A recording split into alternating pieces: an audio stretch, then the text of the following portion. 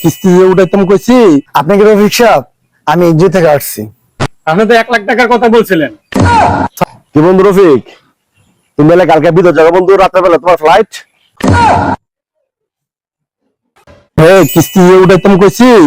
আচ্ছা কিন্তু কিস্তি স্যার আইব, তুই কিন্তু বেশি কথা মতো কইস না, ঠিক আছে?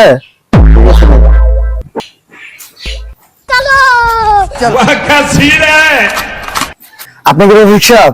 আমি এনজিও থেকে আসছি। স্যার আমি তো আপনাদের লাগে অপেক্ষা করতেছিলাম। আপনি তো 1 লাখ টাকার কথা বলছিলেন।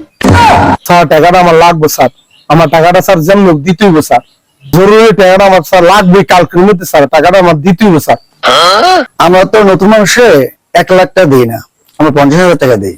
আপনি যেহেতু বলছেন আপনার বাড়িঘর দেখলাম, বাড়িঘর দেখে মনে হলো জায়গা 1 লাখ টাকা দিয়ে দেবো, কালকের ভিতরে আমরা টাকাটা দিয়ে দেবো, কিন্তু আপনি ঠিক মতো কিস্তিটা চালাইয়েন, ঠিক আছে? আর টাকাটা কালকে আমার দিতেছিলাম স্যার, অনেক খুশি হইলাম স্যার, টাকাটা আমার কালকে স্যার জরুরি দরকার। কি বন্ধু রফিক, তুমি বলে কালকে বিদেশ যাবে বন্ধু, রাতের বেলা তোমার ফ্লাইট।